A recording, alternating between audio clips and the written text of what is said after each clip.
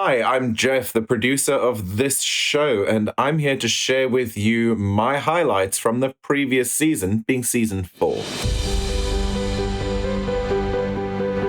Season 4 was full of transcendental knowledge and actionable tips about how to actually be our true selves. The 4 overarching themes that I found the most relevant were the investigation into the emotions and neuroscience behind change in behavior, our need for human connection and simple, healthy routines, how to repair our cultural confusion around sexuality, and how to better work with our money and feel less overwhelmed by it.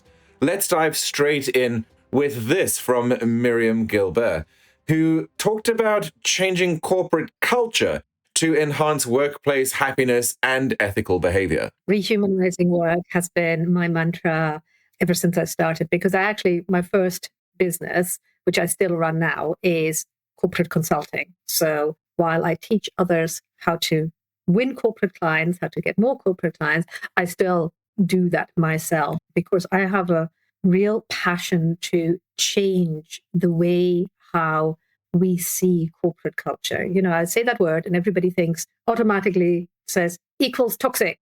And I think that's horrible because let's face it, as a society, we will always need corporates. You know, entrepreneurship is wonderful, yet it'll be really, really tricky to build a plane or to run an internet, system or to develop, medicines and all that. You can't do it. So you do need corporates. But I have this hypothesis is what if we can change the way how corporates operate? If we can change the way how they can fund themselves internally, and if we can change the dynamics that are going on in there, because it has been shown that when people feel happier at work, then they behave in more ethical ways.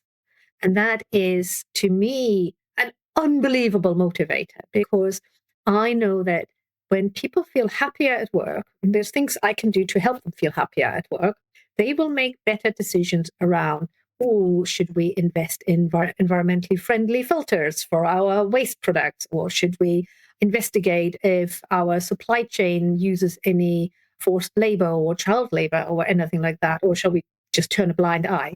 And those kind of decisions are made by people.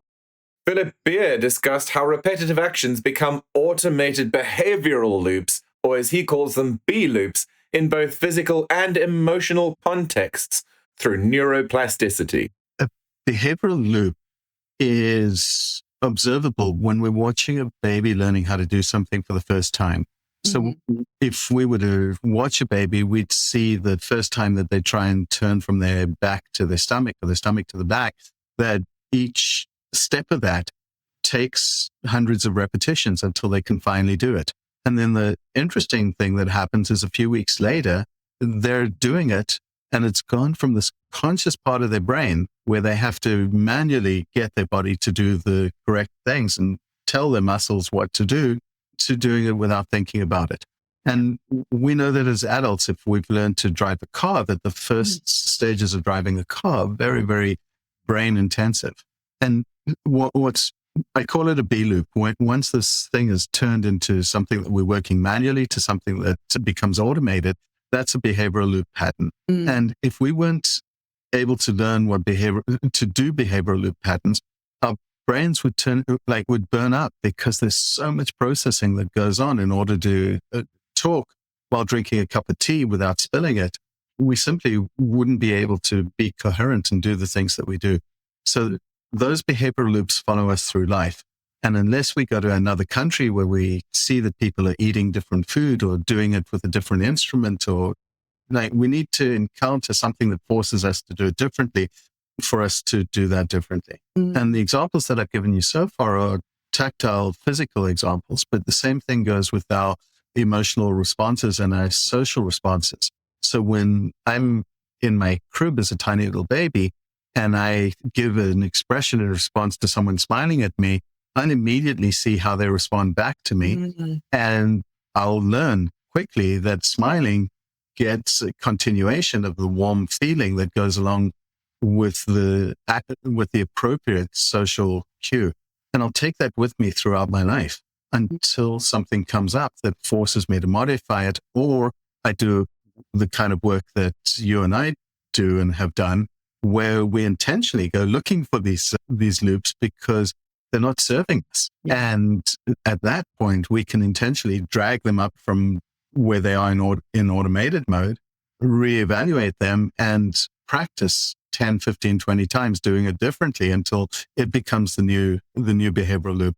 And the word that we can throw in there for people who recognize it is neuroplasticity, which is changing the way that the brain does things and just putting in a little new neuro pathway. Lauren Lepley reckons that modern conveniences are harming our well-being and that we should return back to ancient habits like physical activity, fresh food, and natural healthy routines with a bit more of a community flair. If the pharma world would ever let us do this, let's try not giving out medication. Let's try doing some other things. Let's try going back to the ancient ways of living. Let's use our bodies. Yeah. Let's carry things around the shops. Let's not have all, let's see the daylight in the mornings. Let's walk. Let's eat some fresh food from the ground. But you've got to do the do. You've got to go back to the ancient ways because all of what worked would still work. It's just we have fancy ways of spending money to try and do it differently that ultimately, in my opinion, just decreases our immune system and our to be quite honest, by doing that, you also relinquish up the control that you have on your body. And when you don't feel in control of your body, you put yourself into a space of not being safe. Yeah. Yeah. And we know that the primal part of our body needs to feel safe. So, and that's really interesting conundrum, in fact, because we know that we're wired to find the easiest way to do something. So if that is taking the medication or doing, finding the diet that, is the quick fix or, all of these things. So we know that we're wired to do that. Yet we also have this inbuilt need, of course, for the feeling of safety. And if we're not in a safe place, we can do all the sort of things which are going to only harm us in the short and the longer term. So that's a really interesting conundrum that actually at the front end, you've got to do the thing that isn't quite so easy, maybe, in order that down the line you feel safer and able to show up in the best way that you can because your nervous system becomes more relaxed. With evolution, we have developed ourselves into a place of physical, mental unease. We have digital world. We lose connection with one another on a real basis, on a touch real basis.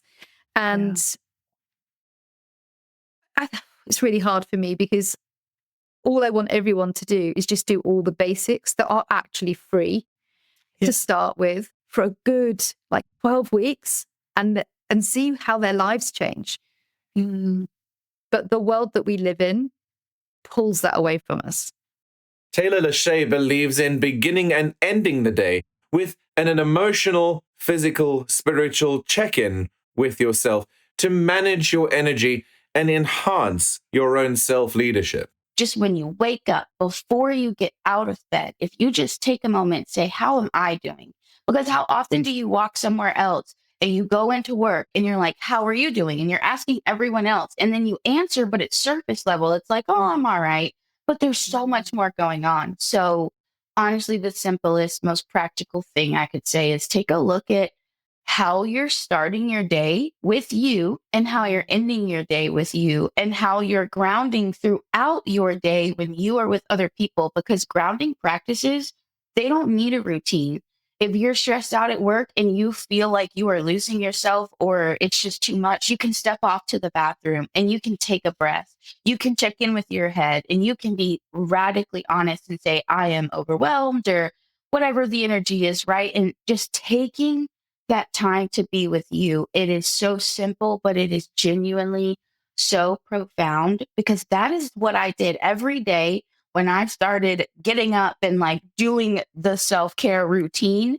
It wasn't actually about just ticking the box, because that's what work is teaching us to do, right? So if we want to be tapping into ourselves and stepping up in our leadership, whether it's to get a promotion in the job that you have, whether it's to feel better in the environment that you are, or it's to start your own thing, you've got to be in touch with your intuition, with yourself. So taking up that space daily in some way to see how you're doing is really supportive. And the reason I say the start of the day is just because it helps you manage your energy the rest of the day. Because if you wake up, because this is not me saying wake up and get in a good headspace. This is me saying check in, get grounded. Because if I wake up and I know I don't have the large capacity and I know I'm not feeling well, well, then as I go through the day, I can make decisions in alignment that do not push my capacity, and it helps me be accountable. So maybe I snap a little bit, or maybe I'm feeling a little negative, or maybe I'm all over the place because something really exciting is going on, right?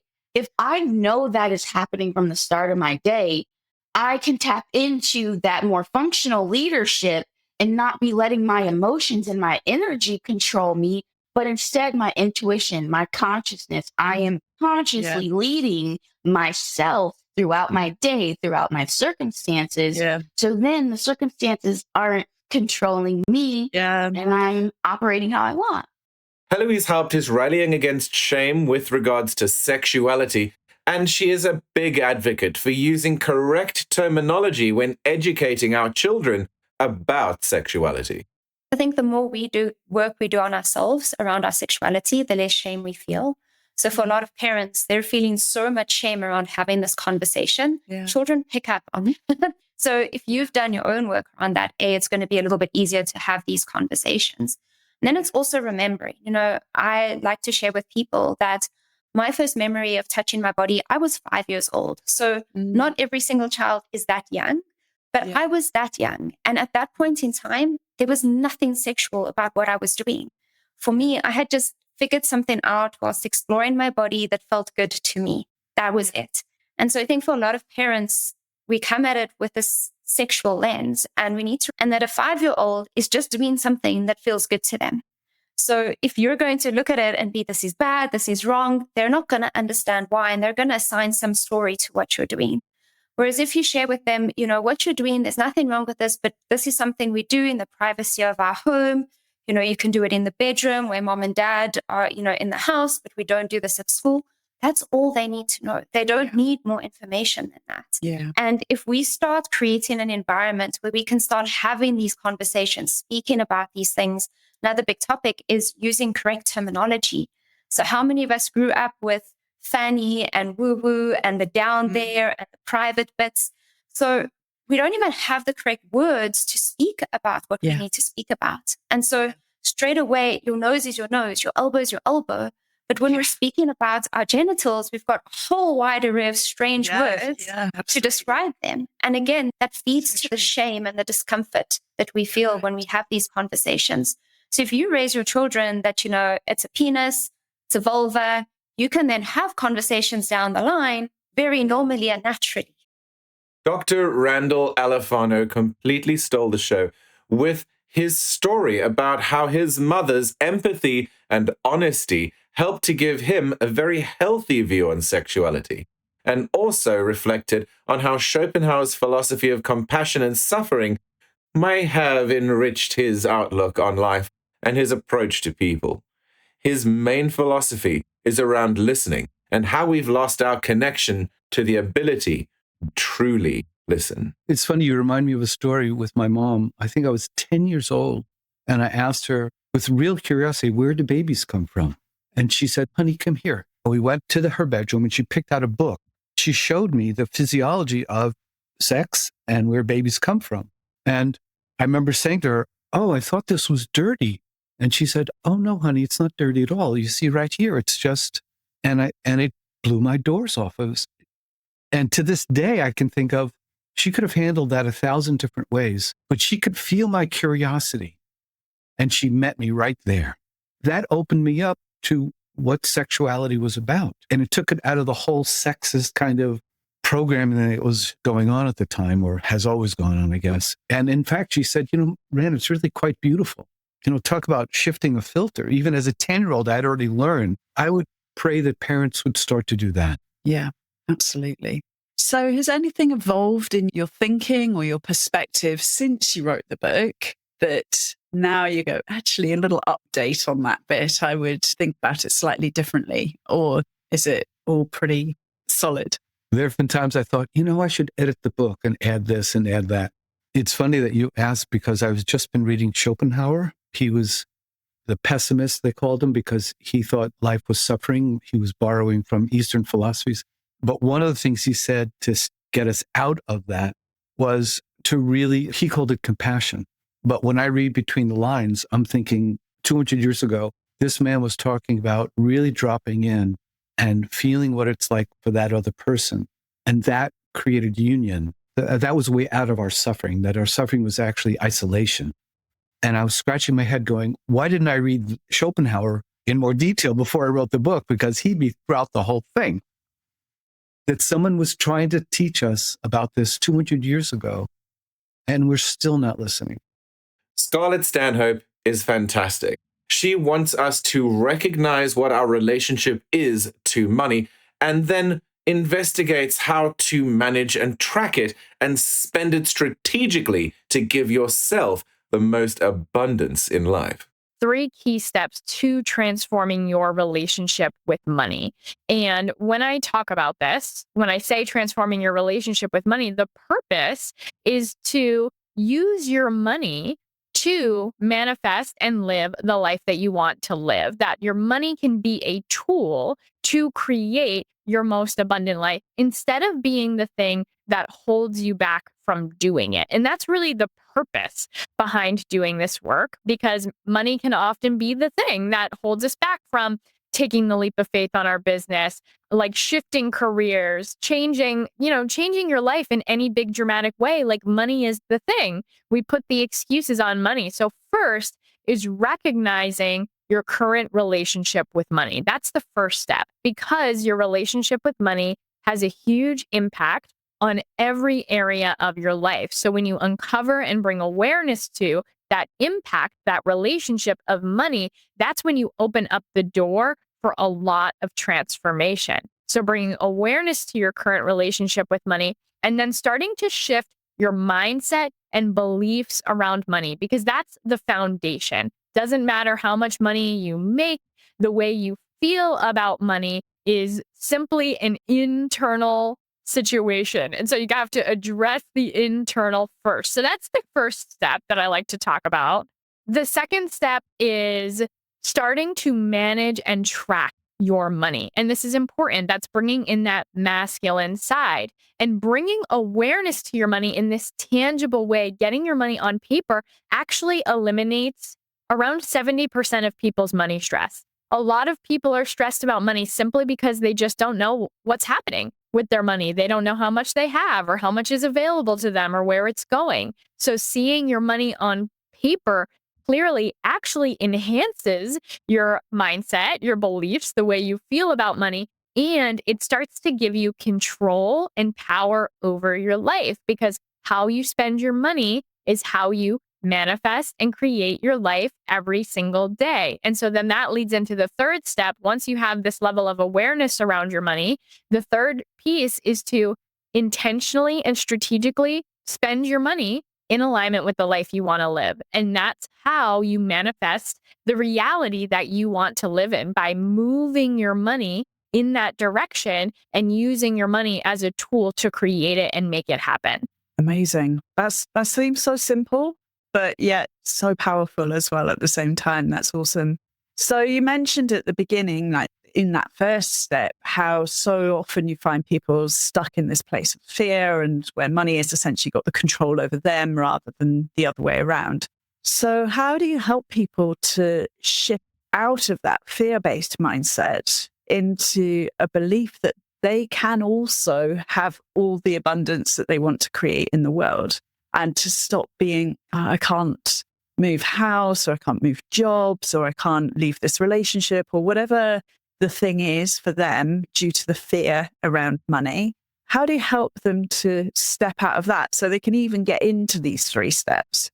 Yeah. And this is really the most important piece of this work. So, like, for example, when I work with my clients, yes, we do tangible work with money, but we don't even look at your money until after 1 whole month of just doing deep internal awareness work. Because if you have internal gunk around your money and fear and lack and scarcity and resistance to looking at your money, it doesn't matter if we try to look at it. It doesn't matter if I hand you all the tools to make it easy. It's just not going to happen. So the steps that I use is a variety of deep awareness techniques. And this is really interesting and valuable because when you uncover awareness around your money, what you also are uncovering is awareness around your decision-making process in general, how you make decisions, how you make choices about how you live your life. And it's really bringing so much awareness to how you are already creating your reality. And so the tools and techniques that I talk about and that we use to dig into this is first uncovering your scarcity seeds. These are the primary beliefs that are like pretty consistent across the board. There are 3 primary beliefs that most people have around money that are rooted in scarcity. And that is not enoughness, unworthiness, and what I call starving artist syndrome, which is that either or mentality. Either I'm starving artist or I'm thriving and miserable. And so first uncovering these scarcity seeds and seeing how they're impacting your life currently. These clips are my personal favorites, but you may have your own. Go back and listen to episodes that you may have missed and share the show with 2 other people who would love it as much as you do. You deserve wholeness. You deserve to live in the full glory of who you truly are, to be and become unapologetically you, just like I am becoming unapologetically me. Thank you to Helen for doing this fantastic work, and thank you to all of you for tuning in week after week and enjoying this along with me.